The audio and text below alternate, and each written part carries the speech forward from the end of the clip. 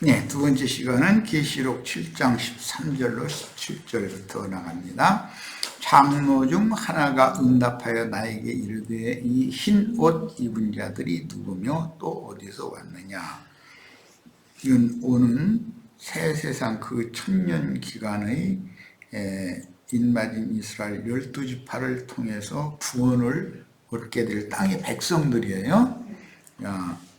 오늘은 우리가 앞선 선진들의 영의 그 불땅 같은 지켜주심을 받는 구원 얻은 땅이 지금 현재는 백성들이죠. 그러나 이제 오는 새 세상에서는 왕 제사장들이 다 돼야 된다. 나는 자꾸 이걸 지금 강조하는 바예요.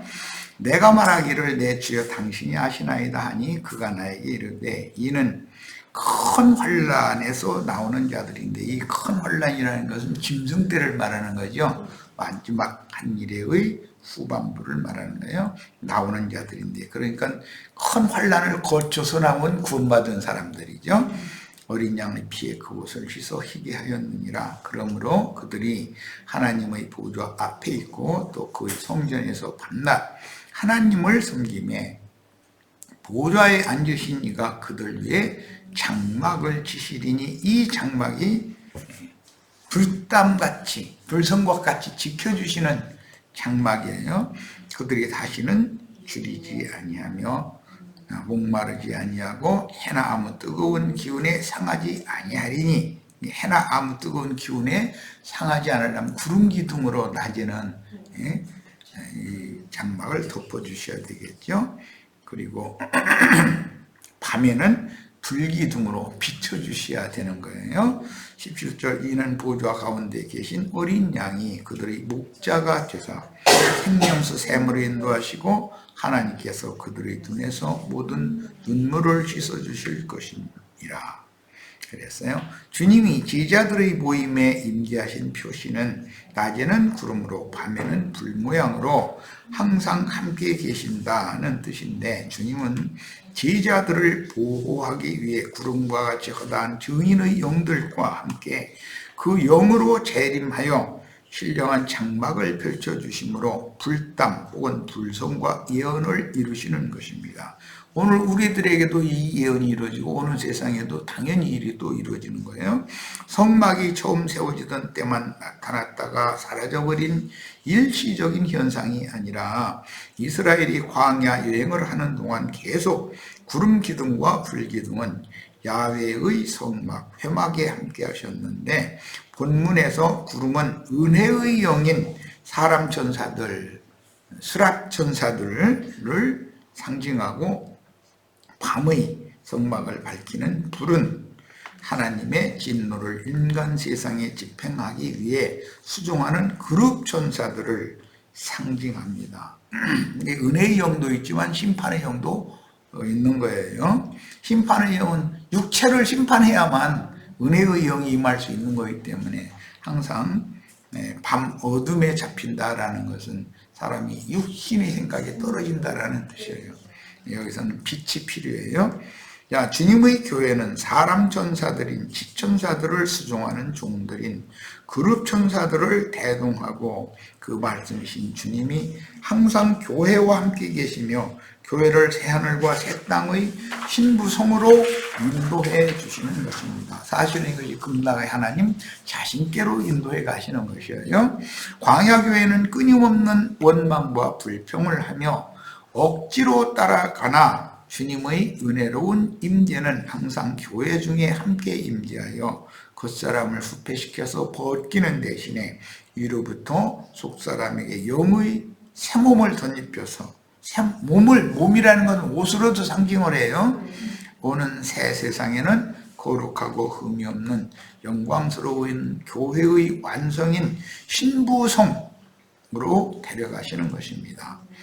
민수기 9장 17절로 18절 따갑니다. 구름이 성막에서 떠오르는 때에는 이스라엘 자손이 곧 행진하였고 구름이 머무는 곳에 이스라엘 자손이 진을 쳤으니 이스라엘 자손이 여호와의 명령을 따라 행진하였고 여호와의 명령을 따라 진을 쳤으며 구름이 성막 위에 머무는 동안에는 그들이 진영에 머물렀다 그랬습니다.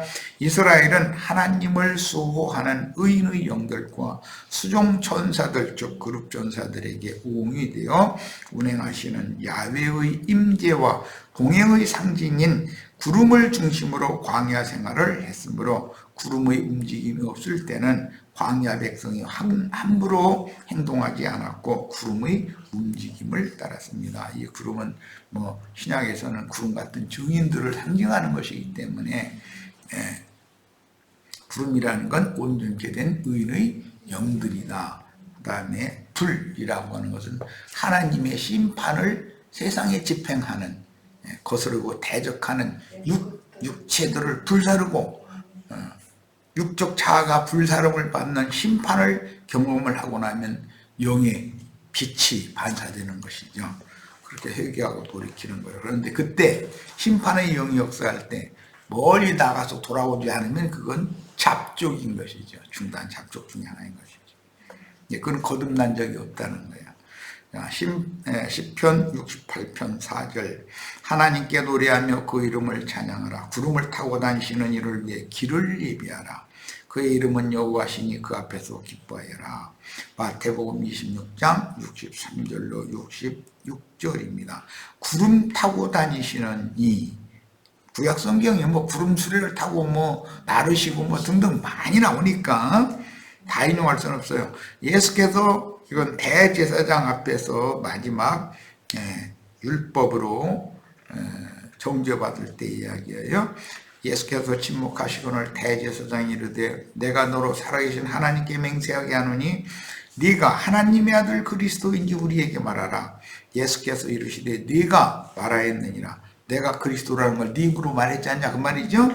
그러나 내가 너희에게 이르노니 이후에 인자가 권능의 우편에 앉아 있는 것과 승천하셔서 하나님 우편에 앉았다는 말이 이 말이죠. 권능의 우편에 앉아 있다라는 말은 하나님의 능력의 영을 받은 형제 자매님들의 심령에 임재하신 것을 지금 상징적으로 하는 말이에요. 그러니까 생명의 영도 받아야 되지만 능력으로 덧입혀져야 되는 거죠. 하늘 구름을 타고 오는 것을 너희가 보리라. 이에 대제사장이 자기 옷을 찢으며 왜 이 사람은 이 하늘 구름이라는 말을 혼적인 지식으로 창공 하늘에 떠다니는 구름으로 생각했기 때문에 지금 이러는 거죠. 이에 대제사장이 자기 옷을 찢으며 이르되 그가 신성모독하는 말을 하였으니 어찌 더 증인을 요구하리요. 보라 너희가 지금 이 신성모독하는 말을 들었도다. 너희 생각은 어떠하냐. 대답하여 이르되 그는 사형에 해당하니라 하고 그러면 대제사장만 이렇게 무식한 게 아니라 그때 72인의 그 공회 의원들이 전체가 다 구약 성경에 수도 없이 구름 타고 여호와께서 운행하신다는 말씀이 그들이 모르는 게 아니에요. 다 알고 있었지만 문자대로만 이것을 알고 혼적 지식으로만 알고 있었기 때문에 예수님이 지금 말씀하시는 의미를 전혀 수용하기가 어려웠던 것이에요. 다 무식한 거죠. 그러니까. 자, 마가복음 13장 26절 그때 인자가 구름을 타고 큰 권능과 영광으로 오는 것을 사람들이 보리라. 우리 형제 자매님들은 생명의 영을 속에 생명의 영을 부음받아야죠. 밖에는 능력의 영으로 덧입혀져야 돼요. 그러니까 안팎으로 그 영이 임재하셔야 된단 말이에요.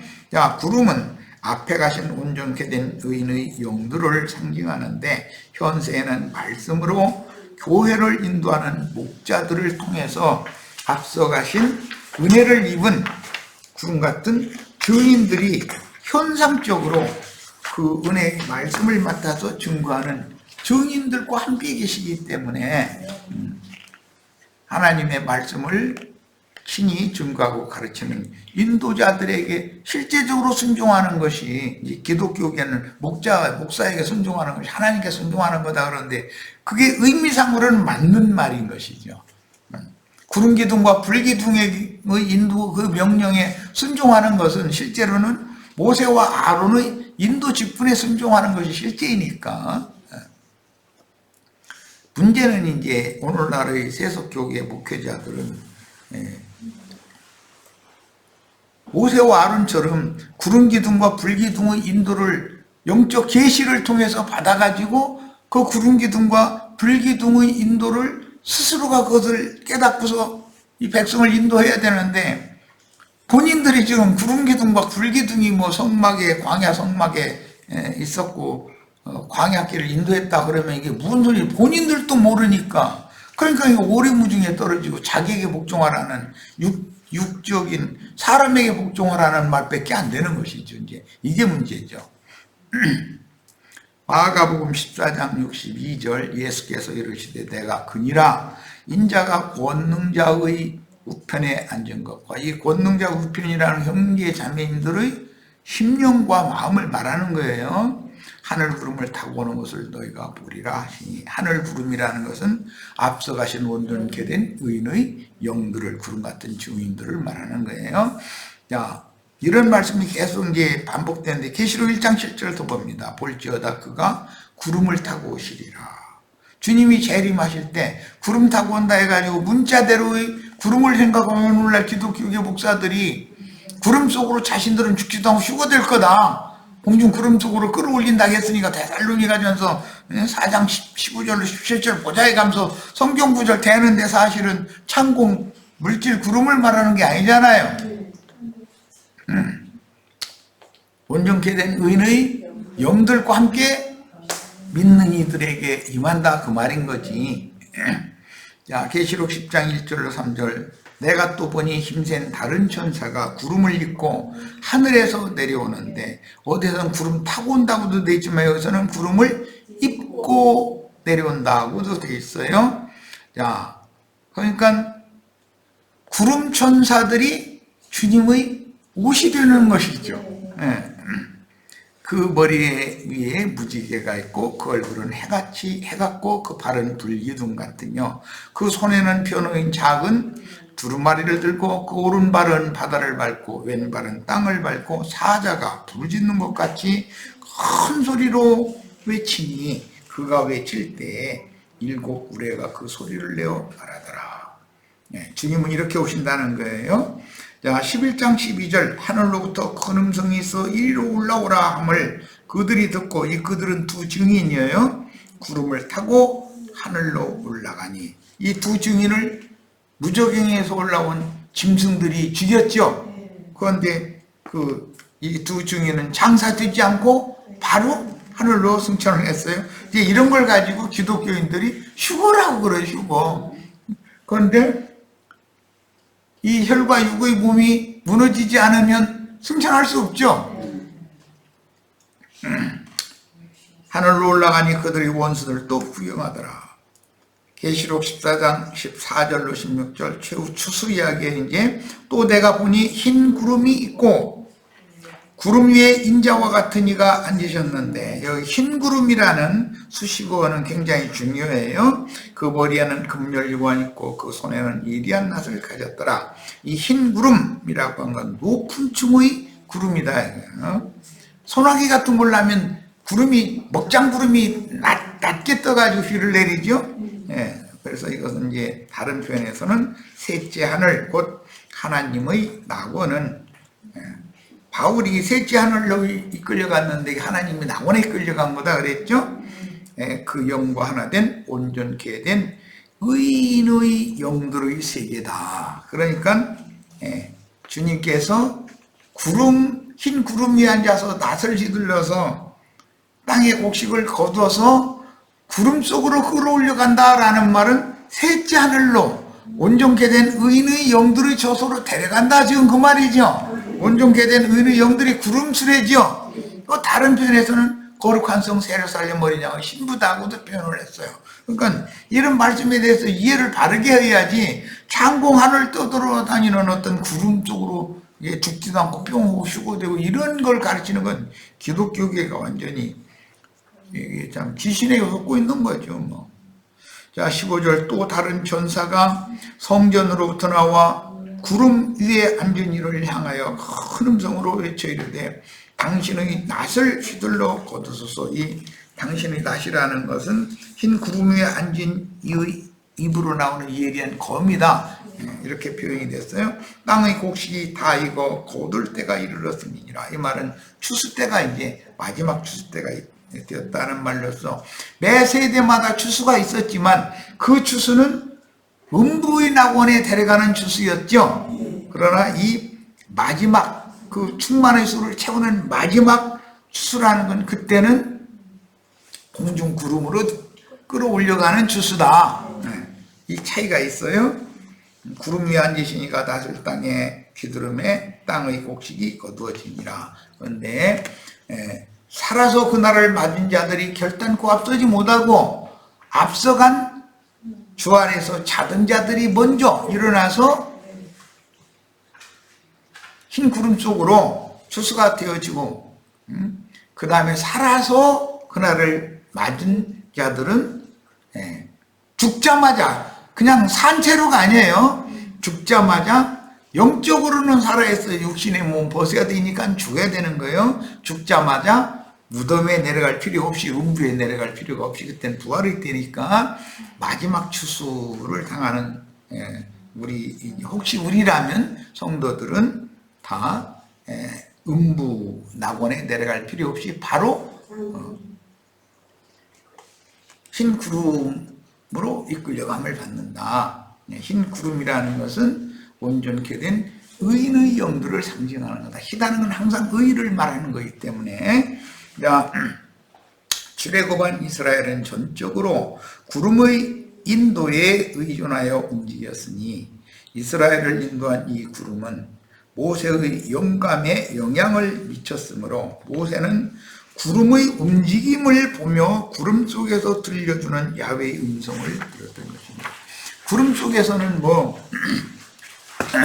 하나님의 음성을 들린다 그러지만 표상적으로는 비 오고 소나기 올라면 내성 병력 소리가 들리고 마른 하늘에서도 맑은 그 구름 속에서도 내성 병력이 칠 수가 있죠. 그런 소리가 이게 무슨 뜻인가를 모세는 다 알았다 이거예요. 계시를 받았다. 그런데 이런 영적인 문제를 이렇게 인간 세상의 물질적인 사물을 예로 들어서 영적인 세계를 이렇게 표상으로 설명을 해놓으면 이것을 그 영적 의미를 본인이 인도자가 깨닫고 가르침 받는 사람들에게 이걸 가르쳐 줘야 되는데 문자대로 창공 하늘 구름에서 너는 내 사랑하는 아들이요 내 기뻐하는 자다라고 음성 들렸다고 그 얘기만 자꾸 하면 사람들이 이상해져 버리는 거죠. 창공 하늘에서 너는 내 사랑하는 아들이요 내 기뻐하는 자라는 음성이 예수님한테만 들려야 돼요. 나를 향해서도 그 증거가 있어야 돼요. 아니 예수님을 그렇게 증거했으면 하나님이 우리 형제 자매님도 얘는 내 기뻐하는 자요 내 사랑하는 아들이라고 하나님이 나를 내 아들이라고 증거해 줘야 되잖아요. 그래야 하나님의 아들이지.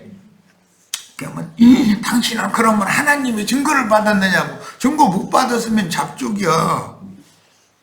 얘기를 길게 할 필요도 없어. 사실은 예수님이 당한 것은 나도 다 똑같이 겪어야죠. 예수님이 십자가 못 박혔으면 나의 옛사람 육적 자아도 함께 못 박혀 죽었어야 되잖아요.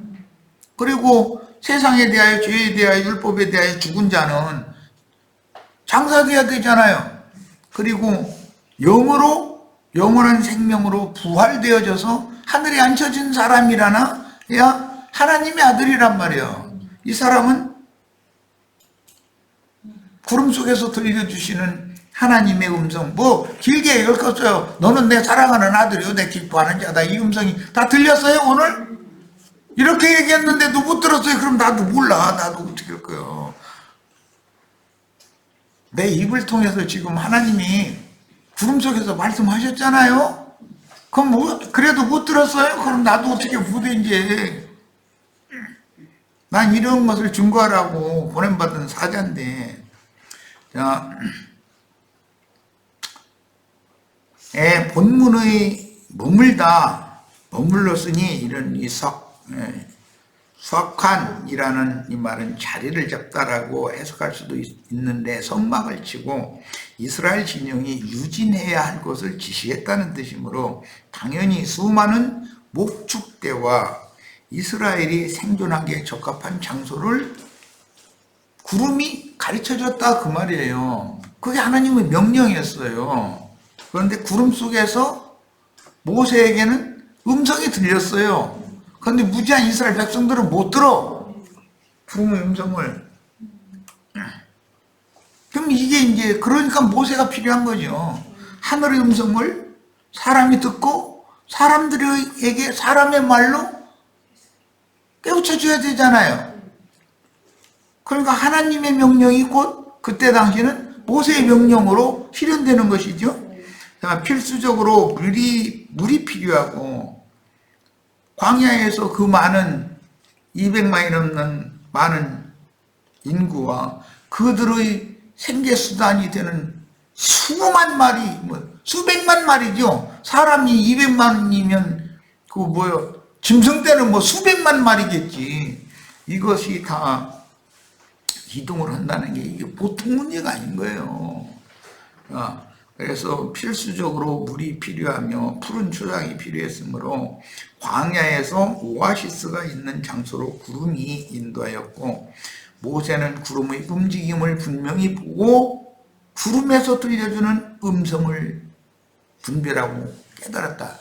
영의 소리를 들을 수가 있었다 이 말이에요. 자, 그래서 이동을 결정하였으며 구름 속에서 들려주시는 야훼의 지시에 순종하여 이스라엘을 인도하므로 실제로는 구름 수레를 타고 운행하시는 야훼가 이스라엘의 인도자요 왕이었던 것이 모세가 지금 이스라엘의 인도자요 왕은 아니다.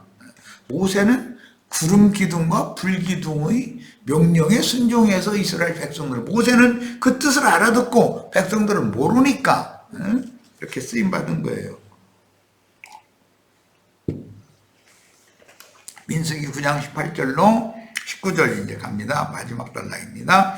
여호와의 명령을 따라 진을 쳤으며 구름이 성막 위에 머무는 동안에는 그들이 진영에 머물렀고 구름이 성막 위에 머무는 날이 오랠 때에는 이스라엘 자손이 여호와의 명령을 지켜 행진하지 아니하였으며.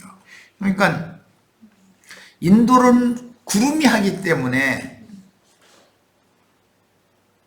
그 구름이 떠오르는 것과 구름 속에서 들려주는 하나님의 말씀을 알아듣는 모세가 없으면 이스라엘 백성들은 어떻게 광야에서 길을 잃게 마련이죠. 이걸 생각하시면 돼요. 구름이 성막에 머무르고 떠오르는 시기는 하나님 이외에는 아무도 몰랐다. 모세가 결정하는 게 아니니까 이거는. 이스라엘 백성에게 요구되는 것은 인도자인 모세의 계시에 순종하는 것이니 광야 교회 생활은 하나님께 순종을 배우는 신앙 교육인 것이다. 내가 어떤 형제들을 만나서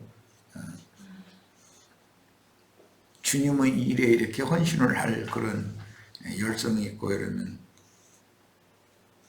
그보다 먼저 하나님 앞에 순종을 배우는 게 더 필요하다. 이걸 내가 이제 강조해요. 그러면 처음에 듣는 어떤 형제들은 내가 목사였고 내가 성경을 이렇게 좀 알고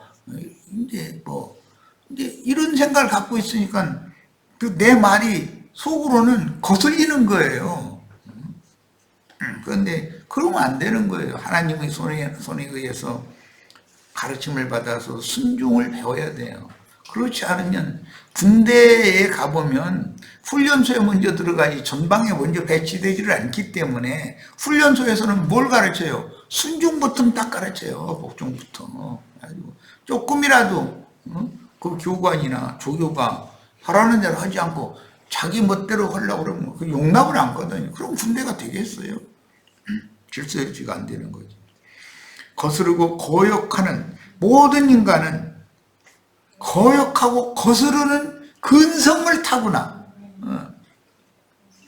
그래서 그런 본성과 교만한 속성을 저리받는 광야 교회 생활은 단순히 받은 말씀들을 혼적 지식으로 저장해 두는 것이 아니고 받은 말씀들을 시내산에서 많은 말씀을 1년 동안 받았어요. 그러나 이제부터 앞으로 40년 채우기까지 그 말씀을 소화하는, 믿음으로 화합하는 훈련을 받아야 된다 이거예요. 그동안에 순종을 배우는 거예요. 불순종하면 죽는 거예요. 그 자리까지. 그 자리에서 그냥 죽는 거예요. 이렇게 하는 것이 광야 교회 생활의 신앙 훈련이다.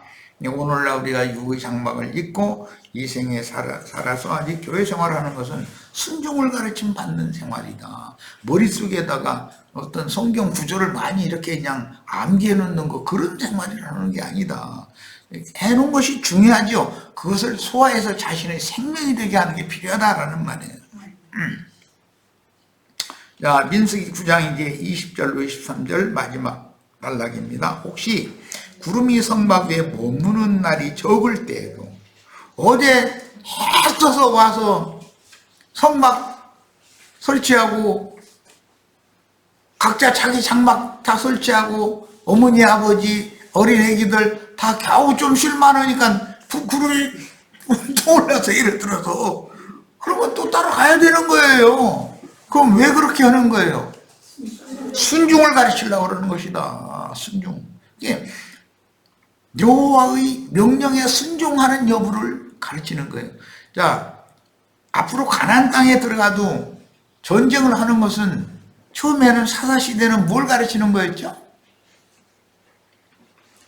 왜 모든 지파마다 조금씩 가나안 족속들을 남겨놔두게 했어요? 하나님 말씀에 순종하는지 아니하는지 그걸 시험해 보려고 그랬다는 거잖아요. 가나안 땅 실전에 들어가서도 전쟁 수칙대로 하는지 지멋대로 하려고 하는지 이것을 시험을 먼저 한다 이거예요. 그런데 이제 많은 시간이 지난 다음 얘기지만 사사시대가 400년이 넘게 갔으니까 다윗은 하나님 앞에서 개인적으로 순종하는 훈련을 너무 철두철미하게 받았던 거예요. 그런데 사울은 순종하는 훈련이 덜 됐기 때문에 블레셋에게 패전하고 아말렉에 의해서 죽임당하 버리잖아요. 이런 것이 성경에서는 순종이라고 하는 것을 얼마나 강조하는지를 우리가 배워야 된다. 왜? 인간은 타고난 본성에 거스르고 대적하는 근성을 다 가지고 있어, 누구라도. 젖 먹으면서도 막 엄마한테 막 성질 낸다니까. 젖 빨고 있으면서도 앙앙댔었고.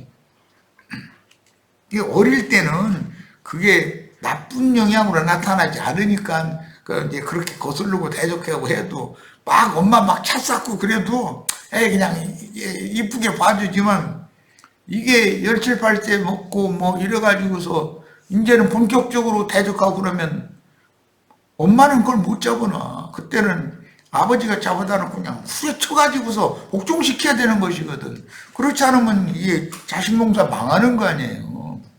이런 걸 생각해 보란 말이에요. 자, 21절 혹시 구름이 저녁부터 아침까지 있다. 아침에 그 구름이 떠오를 때는 그들이 행진하였고 구름이 밤낮 있다가 떠오르면 곧 행진하였으며, 이게 참 사람 죽을 일이야.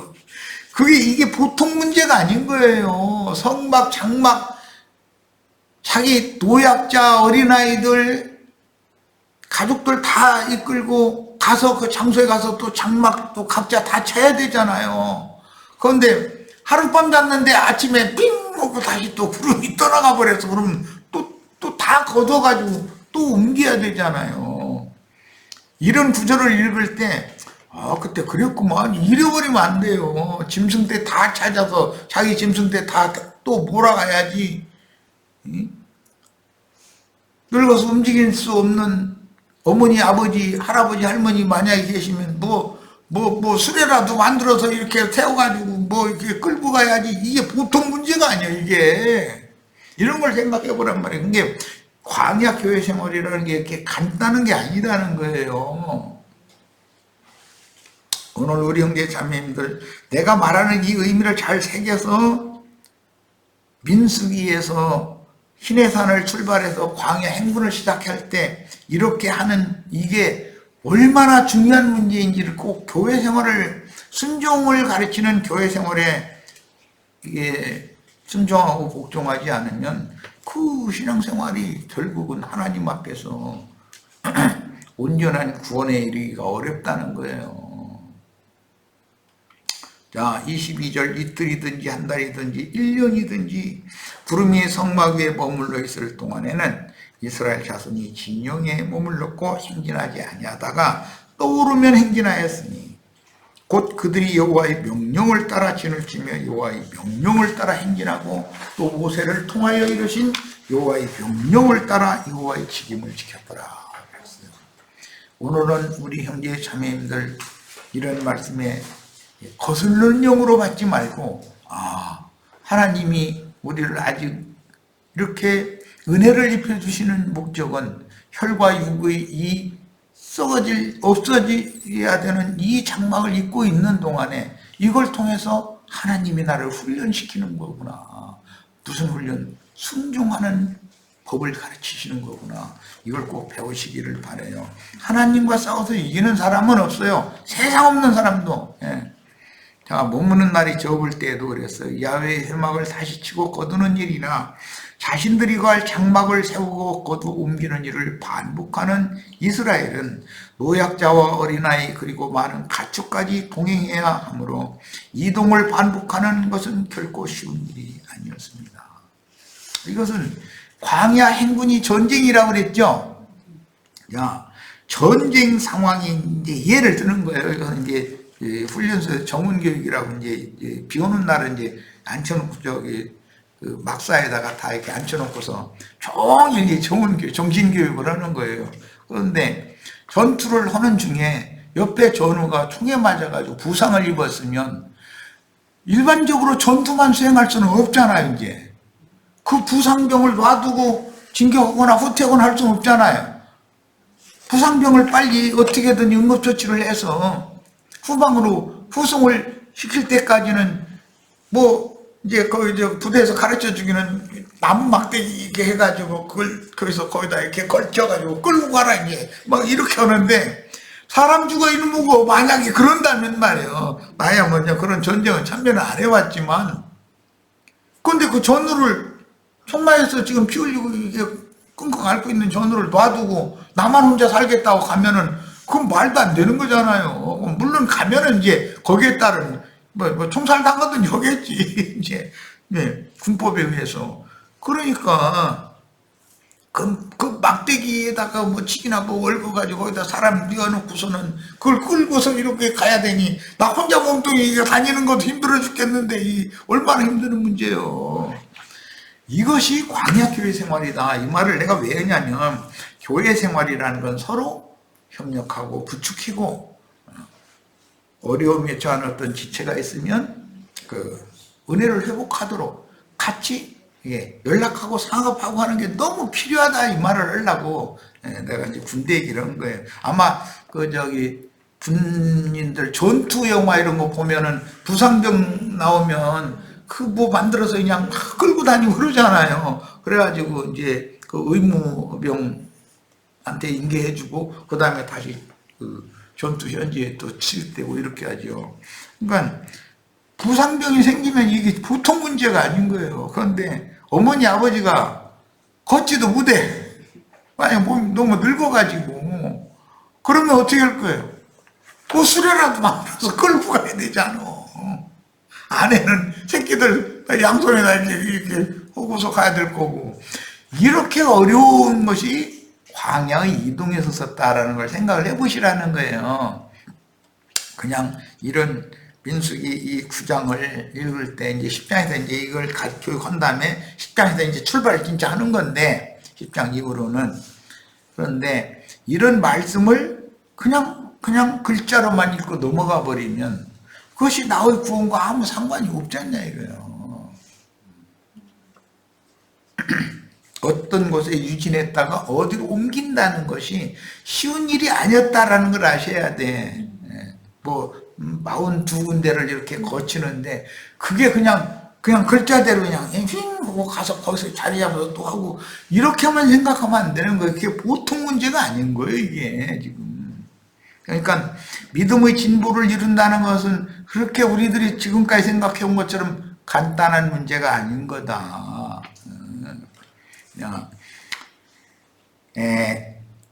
성막의 구름이 짧은 기간만 머문다 해도 혹은 나쁜 기후 조건이라 심지어 단지 하루만 머물고 떠난다 해도 레위인들과 이스라엘은 즉시 성막과 자신들의 장막을 거둬 구름을 따라 이동해야 했습니다. 그런데 행인과 나그네로 장막에 거하며 앞서서 아브라함의 믿음의 자취를 쫓은 구름과 저단 증인들은 이미 앞서서 그 길을 다 경험적으로 가본 분들이다 이거예요. 하나님 앞에서 순종이 완전히 길들여진 온전케된 의인들이라는 건 하나님이 가라고 하면 가고 나라고 하면 나고 이게 너무 절대적으로 순종이 아주 익숙해진 사람들인 거예요. 그런 사람들을 온전케 된 의인의 영들이다 그래요. 그러니까 그들이 지천사들이 되는 거잖아요. 자, 구름의 인도를 의지하여 뒤따라야 했는데 이스라엘인 끝에 따르는 자들은 험난한 광야길과 식물을 반복해서 불평했어요. 왜 이 산지길로 우리를 데리고 가느냐? 평지를 좀 데리고 가지. 이 음식도 말이야. 애굽에서 먹던 음식과는 맛이 다른데 이거 말이야. 왜 이렇게 이게 광야 음식만 주냐? 이래가면서 이 사람들은 아직 순종을 배우지 그것에 적응하기가 너무 힘든 사람들인 것이죠. 순종을 배우기 어려운 사람들이죠. 1년이든지 뭐 이렇게 표현했는데 이것은 많은 날들을 의미하는 용어예요. 한 군데서 1년 동안 또 이동 안 시킬 수도 있어요. 그럼 하나님 보실 때는 그 많은 무양떼가 먹을 초장이 있다는 뜻이고 마실 물이 있다는 뜻이에요. 네. 그런데 마실 물과 그 다음에 푸른 풀들이 초목이 없으면 금방 이동을 할 수밖에 없는 거죠.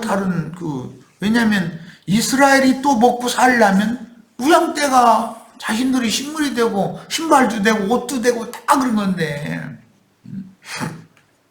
양털이나 염소털 가지고 실 만들어서 옷도 만들어 입고 가죽 가지고서는 신발 만들어 신고 그 다음에 고기 가지고는 가족들 벽에 살리는 거고 다 자신들이 기르는 짐승떼를 가지고 사는 거잖아요. 자, 23절 마지막입니다. 모세를 통하여 이르신 여호와의 명령을 따라 여호와의 직임을 지켰더라.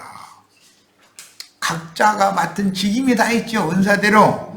여기서 직임이란 미시메레트, 이 준수하다, 신중히 하다라는 뜻의 샤마르에서 유리한 용어로서 부탁한 임무, 규례, 명령을 통해서 하달된 책임 등을 가르치는 말입니다. 이게 교회 생활이라는 건 권리를 주장하려고 하는 사람이 많으면 안 된다.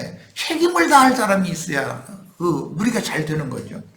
그러니까 200만 명이 넘는 온 이스라엘이 수많은 가축대와 함께 이동하며 성막과 장막들을 거두어 이동 준비와 유진 장소에 설치하기를 반복하는 일은 참으로 어렵고도 고된 삶이었다. 우리들이 일반적으로 생각하고 있던 그런 게 아니단 말이야. 교회 생활이라면 이런 거다. 구름의 이동을 알아보고 구름 속에서 들려주시는 하나님의 음성을 알아듣는 모세에게 순종하고 복종하는 것은 당연한 광야 교회에 있는 이스라엘의 신앙 교육이었습니다.